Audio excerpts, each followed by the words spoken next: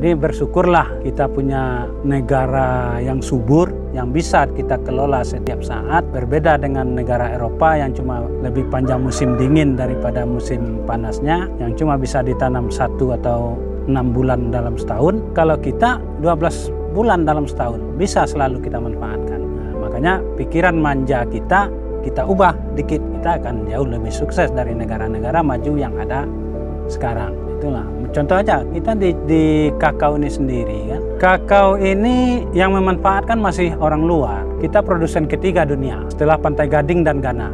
Nomor 3 Indonesia. Tapi kita pengkonsumsi nomor sekian ratus dunia. Nah, ini yang sangat miris sekali. Padahal kita penghasil ketiga.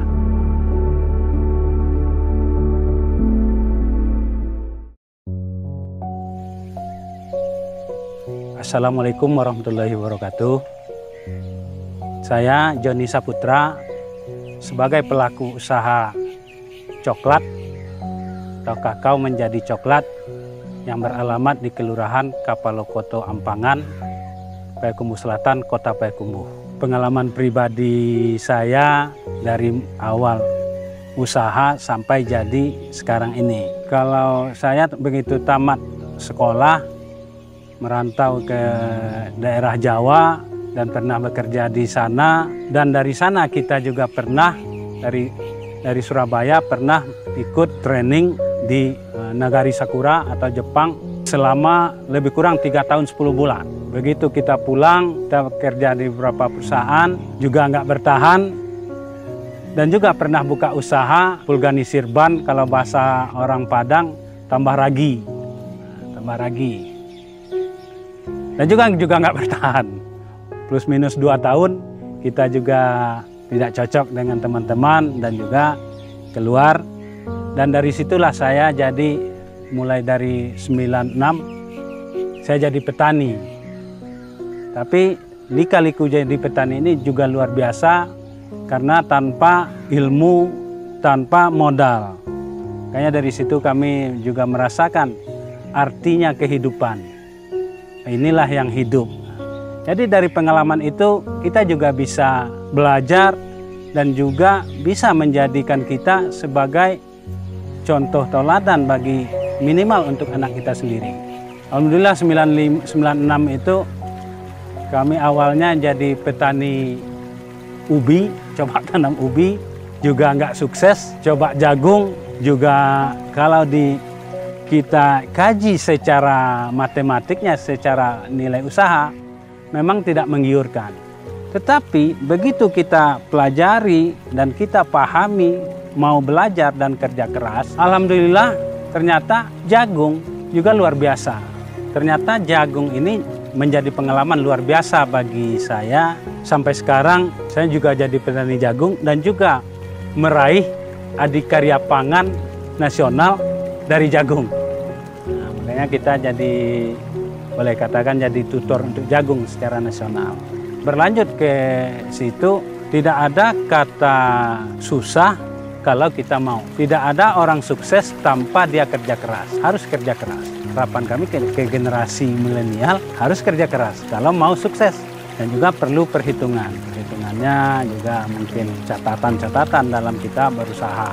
Karena tahu di mana kita harus menekan biaya, di mana kita harus menambah usaha. Tapi kuncinya kewirausahaan itu sendiri, sukseskan dulu satu usaha, akan menurut usaha yang lain. Tetapi kalau kita terlalu kurang fokus dalam satu usaha, umumnya banyak yang jatuh bangun. Satu usaha pun kita tetap jatuh bangun gitu. Contoh kayak saya juga dulu pernah buka usaha vulganisir ban. Saya secara ilmu, saya orang teknik. Sekarang saya turun di pertanian. Tapi ternyata jadi petaninya jauh lebih enak. Kenapa jauh lebih enak? Dengan bergaulnya, dengan bersilaturahminya kita dengan banyak masyarakat, di samping jiwa kita tenang, kita juga banyak teman. Sampai sekarang saya juga masih ketua KTNA Kota. Apakah kami langsung kayak gini sekarang? Enggak. Banyak usaha-usaha jatuh bangun atau jalan untuk menempuh sukses itu banyak rintangan-rintangan yang kami lalui. Baik itu dari bagaimana cara bercocok tanam sampai belajar hulu hilir. Dulu karena saya bukan orang pertanian, nggak ngerti hulu hilir. Ternyata hulu hilir itu kita kuasai mulai dari budidaya, panennya, sampai menjadi barang jadi. Disinilah kita berharap generasi muda ke depan tidak perlu banyak kalau dia bergerak di usaha pertanian, kalau dia bercocok tanam ubi, berbudidaya tanam ubi, jangan jual ubi lagi, juallah kerupuk, juallah tapai, atau juallah bermacam produk yang bisa kita konsumsi. Pengalaman saya sendiri, 2006 kami dibantulah untuk bibit kakao ini dari pihak provinsi, Dinas Perkebunan Provinsi. Menurut mereka, begitu dia bantu, kita tanam, akhirnya waktu dia adakan pemeriksaan, katanya kita sudah sukses untuk menyebarkan dan juga melakukan penanaman. Jadi makanya adik-adik kalau mau usahalah menjadi usaha petani, tapi hulu hilir. Hulu hilir artinya itu mulai dari budidayanya, panennya, sampai kita ngolah. Contoh aja Sanjay sekarang, petaninya masih banyak yang miskin gitu. Cuma pelaku usahanya udah sangat bagus gitu. Harusnya petani kita penghasil bahan baku, petani itu sendiri yang harus bikin pula barang jadi. Jadi hasil pos-pos pengolahan itu mereka yang menikmati. Karena apalagi Payakumbuh terkenal dengan kota kulinernya. Ini kita manfaatkan bagi generasi muda hendaknya. Apalagi dengan usaha agribisnis pertanian. Agribisnis, agri itu kan pertanian, bisnisnya pertaniannya. Sekarang banyak kafe, mau kopi, mau yang lain. Kopi juga hasil pertanian, hasil perkebunan. Nah, berbicara diri saya sendiri, kalau secara pribadi, kalau soal pekerjaan kami udah kerja dulu. Udah di perusahaan luar pula lagi. Tapi lebih nyaman di pertanian. Lebih nyaman di pertanian.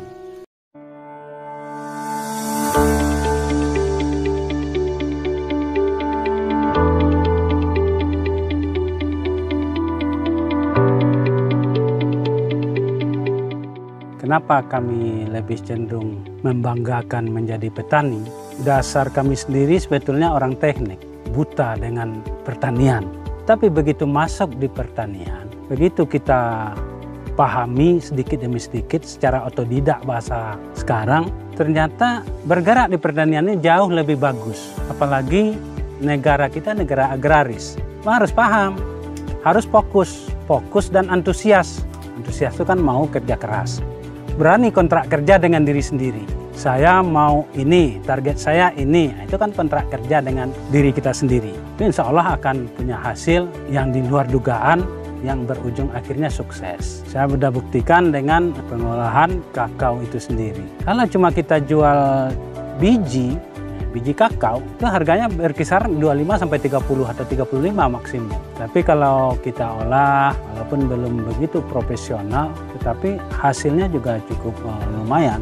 Kita harapkan generasi milenial ini mau bergerak di pertanian. Di samping modal tidak terlalu besar, risiko rendah, untung tinggi. Kalau kita bergerak di yang lain, modal besar, risiko besar, untungnya agak rendah. Jadi bersyukurlah kita punya negara yang subur, yang bisa kita kelola setiap saat. Berbeda dengan negara Eropa yang cuma lebih panjang musim dingin daripada musim panasnya, yang cuma bisa ditanam 1 atau 6 bulan dalam setahun. Kalau kita 12 bulan dalam setahun, bisa selalu kita manfaatkan. Nah, makanya pikiran manja kita ubah dikit, kita akan jauh lebih sukses dari negara-negara maju yang ada sekarang. Itulah contoh aja kita di kakao ini sendiri kan. Kakao ini yang memanfaatkan masih orang luar. Kita produsen ketiga dunia setelah Pantai Gading dan Ghana. Nomor 3 Indonesia. Tapi kita pengkonsumsi nomor sekian ratus dunia. Nah, ini yang sangat miris sekali.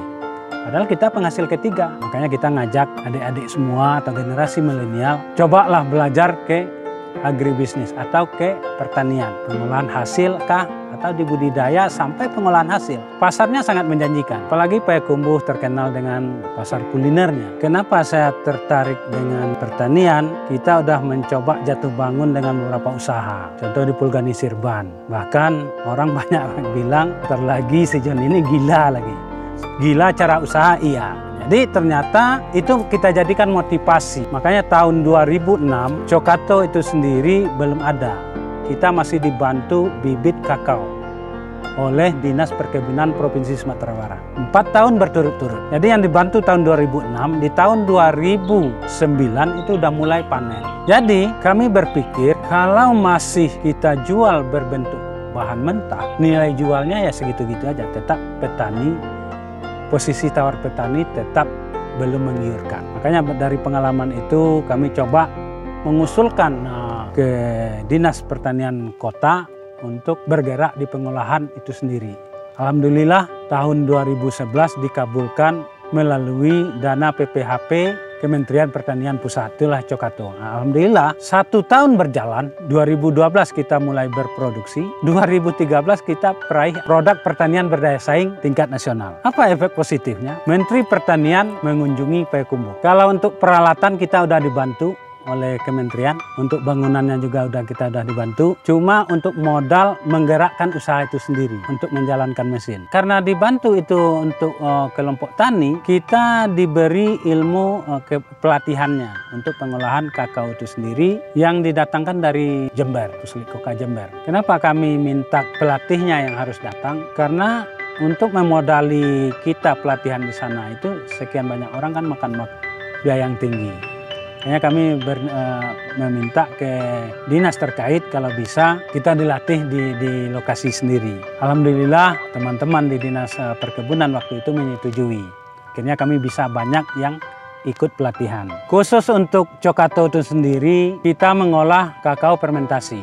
Apa fermentasi? Tadi kan udah diambil udah dilihat kita panen, dikupas, biji dalam itu kita lakukan fermentasi atau pemeraman selama 4-5 hari. Setelah itu baru lakukan penyemuran, pengeringan selama plus minus 1 minggu dengan cuaca normal. Nah itulah yang akan kita proses menjadi coklat. Nah, langkah setelah itunya awalnya disortasi, sortasi pemilahan biji kecil, menengah dan besar.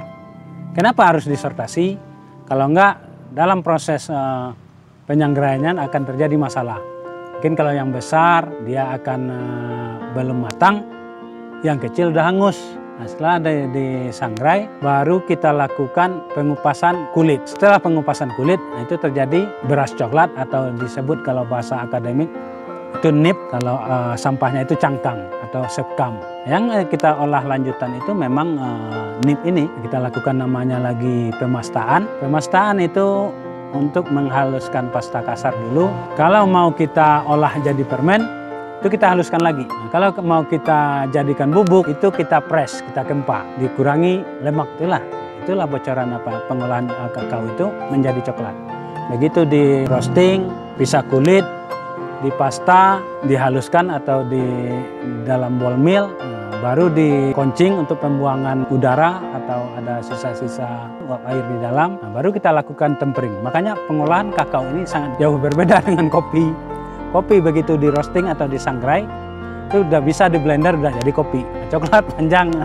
Memang produksi kita nggak banyak, kisaran 5 sampai lah maksimum per hari itu di kisaran 10 kilo. Tapi kita lebih cenderungnya kan produk ke originalnya. Tetap kita ada diversifikasi produk turunan, tapi lebih cenderung ke original, ke manfaat coklat itu sendiri. Makanya mungkin kalau ada kawan-kawan atau teman-teman atau saudara-saudara, manfaatkanlah coklat original ini sangat baik manfaatnya untuk tubuh.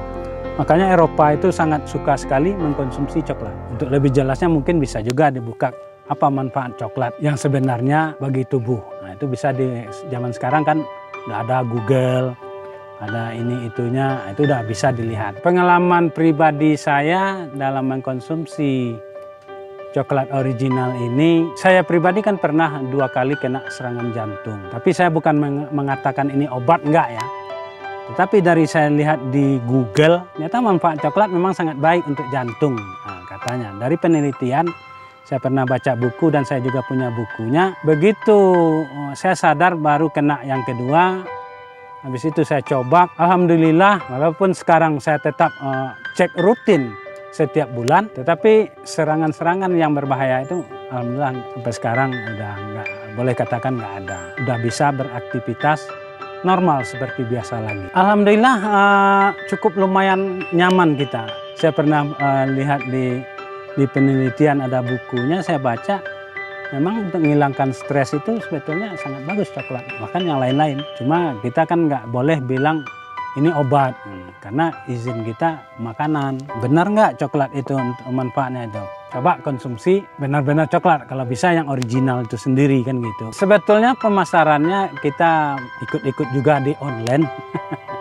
walaupun nggak maksimal. Kenapa? Kita juga belum siap untuk ekspansi karena kapasitas kita kecil. Kadang-kadang dengan produk 5 kilo itu habis semua gitu.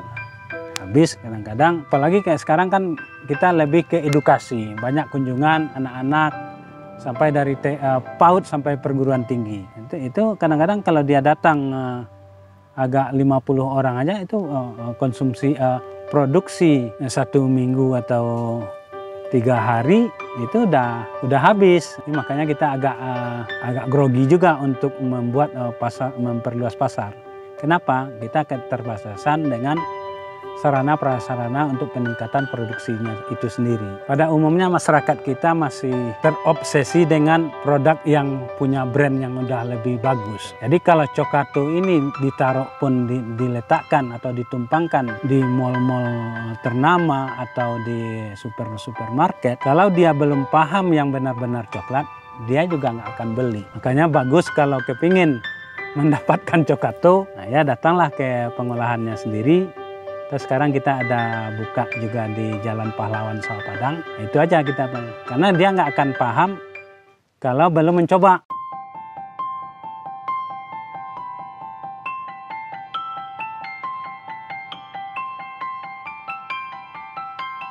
Kita nggak berbicara omset, karena saya ketua kelompok tani kota atau KTNA, kita lebih ke pemberdayaan dan kepinginnya petani masyarakat sehat. Makanya kita nggak berbicara omset. Mungkin habis kita udah bangga gitu. Dan petani menikmati. Karena ini bukan usaha pribadinya si Joni itu sendiri gitu. Kelompok. Jadi kita lebih cenderung ke pemberdayaan. Kalau di masyarakat kita ngambil bahan baku lebih mahal 7.000 dari harga pasar per kilo. Kalau harga di pasar misalnya biji kakao itu 25, kita di sini ambil 32 sampai 35. Tapi harus sesuai dengan SOP yang kita lakukan. Kalau enggak, bagus jual biji mentah aja. Kita yang memfermentasi. Nah ini yang untuk fermentasi aja masih banyak masyarakat atau petani kita yang belum paham. Kadang-kadang dia bawa coklat kering sini, ini kan bagus. Nah, makanya kita, karena sifat kita pemberdayaan, kita arahkan. Supaya dia paham apa itu fermentasi. Efek positif Cokato ini, beberapa petani sudah tertolong, termasuk beberapa petani binaan kami di Kabupaten 50 kota, tidak di keliling Cokato itu sendiri. Pengalaman pahit kita untuk awal-awalnya, kita dibantu petaninya nggak ada yang mau menjalankan. Terpaksalah saya siang malam berpikir, bahkan menjalankan bantuan ini, pabrik ini sendiri. Belajar sendiri udah diajarkan, karena dia belum punya duit, belum punya hasil. Karena kita juga nggak bisa salahkan. Kalau dia akan bertahan untuk menjalankan di sini tanpa ada penghasilan, dia mau kasih keluarganya apa? Saya taruhkan jiwa saya, kita udah dibantu, nggak dijalankan, tentu rasa harga diri kita nggak enak dengan pihak pemerintah atau pihak pemberi bantuan. Ternyata dengan kefokusan dari kita sendiri, alhamdulillah bisa jalan. Makanya ini pengalaman yang luar biasa yang kita bagi. Apakah bisa langsung jadi? Enggak. Tetap ada yang pahit kita terima. Pengalaman pelanggan pahit pasti ada kita. Tapi itu langkah menuju maju. Kalau kita langsung aja sukses, begitu terjadi masalah, kita nggak akan bisa menyelesaikan. Ini kita ikuti proses usaha juga kayak gitu sebetulnya. Begitu udah lahir si jabang bayi, inilah yang harus kita pelihara. Kalau berani memelihara usaha seperti memelihara anak, dia akan jadi. Cobalah. Tapi kan enggak. Apapun jadi. Oh ini susah, ini susah. Susah selalu yang dikedepankan. Orang kita aja membesarkan kita, kan memang banyak lika-likunya. Itulah yang disebut proses. Nah, jangan instan. proses, step by step. Insya Allah ini akan berjalan. Apapunlah jenis usaha, kalau kita cintai, kalau kita fokus, kita senang. Sekarang kan ada dilema lagi di tanaman kakao ini. Sekarang kan banyak hama penyakit, karena seperti tadi nggak dipelihara secara maksimal. Gitu. Cobalah anggap seperti memelihara anaknya sendiri, tanamannya itu pasti jadi. Gitu juga usaha. Bagi yang memulai, kalau kita fokus ke usaha pengolahan hasil, karena kita lebih cenderung ke pengolahan hasil atau kuliner, pesan saya buat dulu, suruh coba bagi teman-temannya. Tapi carilah teman yang betul-betul sahabat. Memang banyak kita berteman, tapi belum sahabat. Artinya kita beri saat kita sahabat itu saat kita susah, dia jauh lebih merasa lebih susah. Nah, makanya dalam usaha itu sendiri, kalau kita mau membuka usaha, kalau diminta pendapat saya, buatlah, coba rasakan ke teman-teman itu sendiri. Tapi bicarakan mereka. Kalau belum enak, tolong bilang nggak enak. Tolong beri kritikan positif. Jangan di sini dipakai bahasa ketimuran. Karena kita diberi karena gratis, kita bilang selalu enak. Begitu teman kita bikin usaha, karena udah kita harus beli, kita nggak datang-datang lagi. Berarti artinya kita menjatuhkan teman sendiri. Berarti kita belum sahabat. Kalau sahabat itu, yang baik dia katakan baik, yang jelek dia katakan jelek. Nah ini yang hilangkan bahasa ketimuran situ. Nah, bukalah usaha, coba dulu. Begitu udah mencapai hasil standar menurut cita rasa lidah orang kita minimal, nah baru buka. Yang udah berusaha, fokuskanlah usaha itu sendiri. Jangan terlalu lincah untuk mengembangkan ke usaha yang lain dulu. Fokus satu dulu. Nah, begitu udah fokus, udah aman posisi satu usaha, baru kita buka yang lain. Supaya tidak siko capeh bahasa kita. Nah, bagi yang jatuh bangun, cobalah evaluasi apa yang kita buat sebetulnya. Orang sukses tanpa kerja keras itu akan omong kosong, dan juga tidak akan ada orang itu berubah tanpa dia sendiri yang merubah dirinya. Nah, kuncinya sukses harus kerja keras. Ingin sukses harus kerja keras. Mungkin itu dari Joni. Saya Joni Saputra. Lebih kurang mohon maaf. Saya tutup dengan Assalamualaikum warahmatullahi wabarakatuh.